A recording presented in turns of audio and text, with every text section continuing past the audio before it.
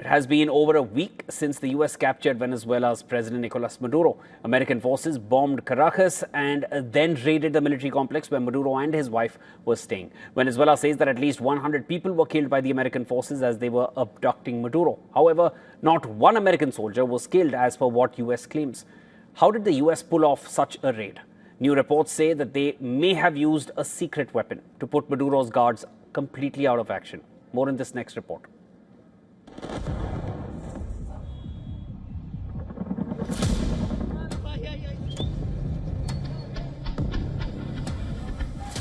On the night of January 3rd, Venezuela's capital, Caracas, was attacked by the US military. The Americans bombed several military facilities in and around Caracas, and then sent in choppers to abduct Venezuela's president, Nicolás Maduro. Maduro and his wife were sleeping at the Fuerte Tiuna military base. A number of senior Venezuelan officials lived there, and the base was among the locations targeted by the American strikes. Then, Delta Force commandos were lowered into the compound and they proceeded to capture Maduro. But the commandos still had to face dozens of guards who were protecting the Venezuelan president. Many of them were from Cuba because Maduro reportedly trusted Cubans more than his own security staff. But dozens of the guards were slain while the Americans extracted Maduro. One of the survivors, however, has given an eyewitness account of the raid.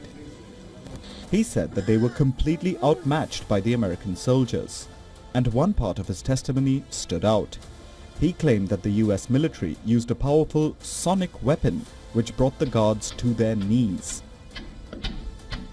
The survivor recounted that many of the guards started bleeding through the nose, and some even vomited blood. He said that the trigger was an intense sound wave, and when he heard it, he felt as though his head was exploding from the inside. So, does this mean that the US now has sonic or ultrasonic weapons? Ones capable of incapacitating large crowds? Well, the Americans have had something like that for years, and they even sell it to other countries. This is the LRAD 450, mounted on a Serbian Land Rover. LRAD stands for Long Range Acoustic Device, and the Americans have been using these for years.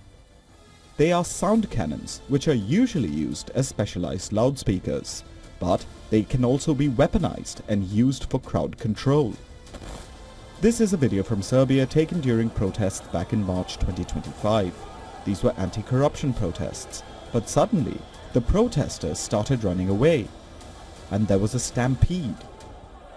It was reportedly caused by the Serbian police using a sound cannon to disperse the protesters. Many of the demonstrators later complained of headaches, ear pressure and nausea. But Serbia denied using the sonic weapon on the crowd. Its use as a crowd control device is banned in many countries. China also has similar devices. They were used against protesters in Hong Kong back in 2019. Thailand was seen deploying the device as well. It was used against Cambodia last September. The company that makes this device says that there are mobile versions available, which can be mounted on helicopters. If these are the sonic cannons that are for sale, that are publicly known, what does the US military have access to? And could an advanced version of the sound cannon have been used in Venezuela? US Press Secretary Caroline Leavitt highlighted a social media post which contained the surviving Venezuelan guards' account of the raid. Is that an admission by the White House?